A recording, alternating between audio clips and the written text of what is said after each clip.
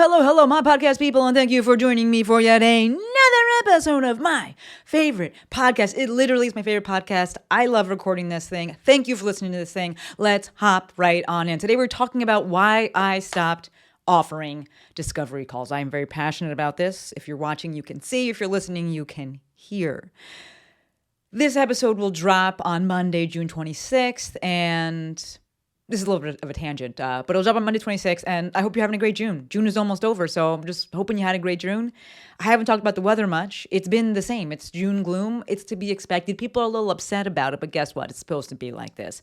People are just upset because it's been like this since like last October, which is not normal, standard, typical for SoCal. So, people are upset, but I don't mind it. It's predictable weather. It's going to be the same every day. It's really good for volleyball. It hasn't been very windy, so I ain't got no complaints. But what I do have a complaint about is discovery calls. So I got rid of them. If you have been following along, listening along to the podcast, one, thank you. But if you're going in order, episode 484, which wasn't that long ago, which is I dropped that episode about a week and a half ago, if you're listening to this the day that this one drops, that was how to choose a business coach. And in that, I listed out my services, and one of them was a discovery call. Things have changed. It's been a week and a half, and things have changed. Basically, I was getting salty about things, and within that week and a half, I was like, the salt has just accumulated. I'm done with these. So I changed it. I'm going to talk about what I've implemented, and I will give you an update at some point as to how it's going. So in general, I think the discovery calls are a phenomenal way to get a feel for someone and see if they'd be a good fit as a client. I have run them for years, and I think that the majority of people should start off with offering them. I think it just really gives you a great way to be in the trenches, hear from people. It's great market research. And something that I kind of want to put out there is that when you're taking advice from someone, always ask them what they would do if they were in your exact position, because what I'm doing right now is, 8+ years into this business is not the same as what I did. It's not the same as what I would do if I was just starting the business. So this is where I'm at now. This is why I changed things. But again, I think that discovery calls are a great starting point for things. I've used them for years. You get exposure, you get reps, you get familiarity with the questions that people are going to ask. You start hearing the same things over and over again, and same concerns over and over again, which is exactly why I switched what I'm doing. The questions that I'm receiving, the concerns that I'm hearing, they do not require a face-to-face response. They do not require my time. They do not require a spot on my schedule. So I changed it. Real talk, I am happy to be the hype maestro. I know that I have assumed that role, and it just comes naturally to me. But I've assumed that role in the online space and in the business, and people just send me things to celebrate, and I'm like, dope. I want to hear this. I want to celebrate you. I want to hear your joy. I want to share in your joy. I want to share my joy. But I'm not here to do that on an unpaid one-to-one call. I'm just going to say it. I'm completely honest about it. Yeah, doing the DMs. Yeah, I do it on a post. Someone tags me, things like that. But I was starting to get for the past few months, discovery calls where people were setting up this call, and it was some iteration of, I'm nervous. Do you think this is a good idea? And so then it was, me, the hype maestro, being like, yeah, I think you should do it. Give it a try. I don't fucking know if it's going to work. Maybe it will, maybe it won't. The only thing that's going to tell us is time. And I don't want to be using my time that way. That is actually something that if you were going to be one-to-one, that requires a call. That's not fair to the other clients that I have, that I do that for them with Voxer, with our one-on-ones, and they're paying for it. So I got rid of it. I got rid of the discovery call. The second part with why I got rid of the discovery call, kind of the second question that I get asked a lot surrounding the second question I get asked a lot, is that I don't have a ton of different one-on-one offers, not a ton of different ways to work with me, and that's strategic, right? Realistically, the first step that everyone's going to take is going to be that Maestro meeting. So there doesn't need to be a one-on-one call to discuss it. It's either you want to do that or you don't. The other thing that I offer is the intensive. That's a group program, totally different. If someone's wondering if they'd be a good fit for it, that also doesn't need to be a one-on-one call. That could be answered very easily in an email. And also, I don't need to be spending the time for that. And if someone's wondering, should I do a Maestro meeting or do an intensive call? Should I do a one-on-one meeting, a Maestro meeting, or should I go join the intensive? That's something else again, or another thing again, that can be answered with an email. And honestly, a templated, I don't know where the emphasis goes there on that, what's syllable, but you know what I'm trying to say. Like that can be responded to very, very easily. The other program I run, Legacy, that's application only. So people got to apply for that later. And we're not even doing that. Applications aren't even open yet. I will plug that other episode, was episode 484. Thank you, Courtney. That has all of the offers that I have, and I kind of explain them a little bit in that episode. So if you're wondering, you can check that episode out. But suffice to say that 2 questions I was receiving with these discovery calls. 1, I'm scared. Is it going to be okay? Should I do it? Yes, try it. I don't fucking know. Like, I'm here to cheer you on, but I can't give you certainty with this. And the second one, I don't have a ton of different ways to work with me, so we don't need to have long conversations about this. That can be answered via email. Yes, if it's a question, a problem, an issue that regards online business, I can help you. This is literally what I do for a living. Yes, I know that I can help you. And if there's ever someone that emails and I'm like, nah, I can't do that, I can just refer out, which is what I would do anyway on the discovery call. And I'm comfortable with that. I've gone through enough reps to be like, yes, I can handle this. I can see what this person is saying, and I can refer out appropriately. So what have I replaced it with? A simple intake form, right? We're calling it a custom inquiry. Lex had suggested this because I complained to her maybe a week ago, and I was like, I'm not loving these discovery calls. I'm not loving having them on the schedule.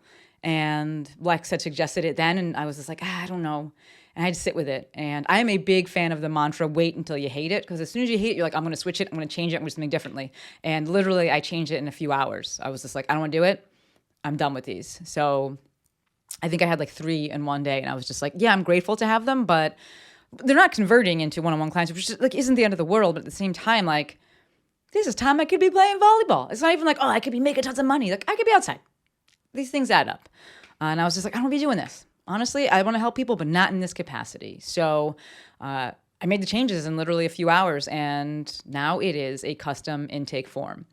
And just kind of as a tangent here, just to get ahead of any thoughts that people may be having, yes, I was incredibly clear on the original discovery call form, right, on the page where they could register for one, that said, these calls are just designed to see if we'd be a good fit and discuss next steps. These aren't for solving your problems. These aren't for going depth things. It's just, hey, what's going on? Cool. Would we be a good fit to work together? Yes. Okay. Here's the next steps.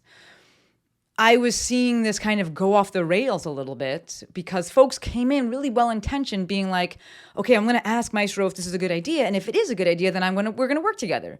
But for many people, growing something in the online space means showing up in the online space. And you don't necessarily need coaching for that. Right? You just need to go and post. And if people are like, actually, I think I can do that on my own, then I'm like, yeah, don't pay me. I don't want to work with you right now. Like, pay me when you have another problem. And so we see the issue there of like, I'm basically coaching them for free, which is not fair to the other clients that I have who pay me. So well-intentioned by people, but not working out the way that I wanted to work out. So I changed it. One of the best ways to get people to do what you want them to do, and I say that in the least like grimy way possible, is to not give them any other options. It's like, this is the only thing you can do.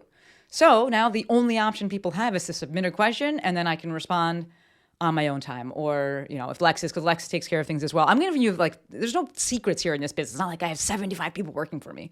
If you're hearing back, it's either me or Lex. And oftentimes if it's Lex, it's come from me and she's doing kind of like carrying it out. So this is what my business looks like. This is how I run it. It's very, very, very lean. So the structure of the custom inquiry page, you can go look at it. I actually left the URL or the slug, like the last part of the URL, the same. So this way, no links anywhere else were broken. So if you were to listen to the last week's for episode 484 and click the link in the show notes, it'll still take you to the same page. It still says discovery page like in the slug, and that's fine. I'm probably going to leave it like that just so I don't have to go and worry about other things that are broken. But anyway, the structure of this new page is that there's lots of copy at the top of the page, and I'm looking to get ahead of the common objections, common questions that people have, right? I'm looking to answer the common questions that people have. 2 common questions, as I said earlier in the episode. I'm scared. Is this a good idea? And there's a paragraph that I don't know. I don't know if it's a good idea. Try it. That's the only way you're going to find out. I'm in your corner. Go do the thing. Second question I want to get ahead of is, I have X problem related to online business. Can you help me? Yes, I can. And the best next step forward is going to be a Maestro meeting. Everyone that I work with, whether it is we just do one-off calls, a bunch of Maestro meetings, or if we go into more monthly coaching with the Maestro mentorship, it still starts with a Maestro meeting. So I'm pushing everyone into that because that's the starting point, and I'm certain that is the best starting point. So I have copy at the beginning of that page to tell people, this is it. This is the answer. This is what you should do. And then there's a next spot that says, hey, you still got more questions, and submit your custom inquiry form, and someone from Team Maestro will get back to you, whether that's going to be me or Lex. I didn't even put a timeline on either, because I'll get back when I get back. Right? I'm not going to be like, oh, I'll get it back to you in 7 seconds. Like, this is too much. Because real talk, folks, I'm going to be fully transparent in this episode, right? I'm always fully transparent, but I'm giving it to you straight here, right? The people who get the best results that I've worked with, they just sign up for stuff. It hasn't been some long discovery calls and all of this, all this other stuff. It's just like they want the thing, they do the thing, they put in the work, they get the thing. It's as simple as that. So I am not going to put all these parameters like, I'll get back on you 5 seconds within working hours. No, I'll get back when I get back. Thank you for submitting it. Do the thing, honestly. So the responses for this, they will be email based, and they can largely be templated, because 99% of the people who come through that I can actually help, they need to go to a Maestro meeting. So it doesn't need to be this super personalized email. It just doesn't have to be. I also put, I'm thinking back now to the page. I also put in the page, basically, if people are concerned about us being a good fit, I actually link them to the 450 plus podcast episodes and the 4,500 plus Instagram posts. And I'm just like, hey, go look at this. I promise you, I'm the exact same face-to-face in person. We don't have in-person sessions, but I am the exact same person no matter what. And when you're ready, cool, I'd love to work with you. With these responses, I also love referring out. So based on what the person writes, I have a few questions on there, and based on what the person writes, if they're not a good fit, I can just refer it out and be like, hey, check out this other person, which is what I would do on a discovery call anyway. And now I can save a lot of time. Part of the reason I was hesitant to implement the inquiry form is because I hate email. I absolutely hate it. But I learned that I hate spending all this time on these calls, and they kind of run over, and I'm like, I don't want to deal with that. So we're just going to go all into email, have some templated responses. Lex can help out with that. And I'm going to get a lot of time back and not be salty about things. And I am happy about that. I will say that if someone was to sign up and just take action and sign up for a Maestro meeting, and I was to be like, wow, I can't help this person, I would just refund them. I have zero problem with that. People pay before they show up. That's the way it works. I will just refund them. I literally have no problem with that. I have also never had to do that.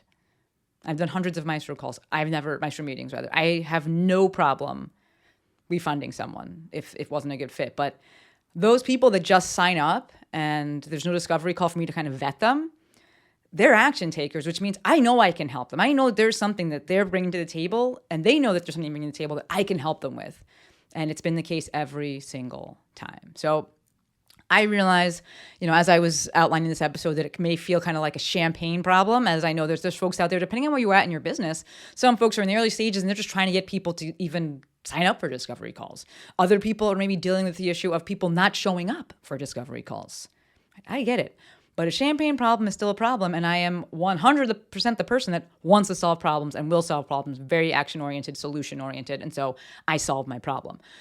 If you are having a volume problem, meaning people aren't signing up for discovery calls, solutions, more content, more specific niche, however you want to say it, give it more time and more specific discussions about the fact that you even offer discovery calls. The next time you have one, if you get one, hop in your stories and be like, yo, I just had a discovery call, it's bombed, let people know you even have it. Or if you don't have any on the books, go in your stories right now, go to wherever your audience is and tell people that you have this thing where they can sign up to have a chat with you, see if you could be a good fit, whatever you use your discovery calls for. Ideally, discovery calls are just to see if you'd be a good fit and to present next steps. But whatever it is, talk about it. If having people show up is the problem, I have seen this.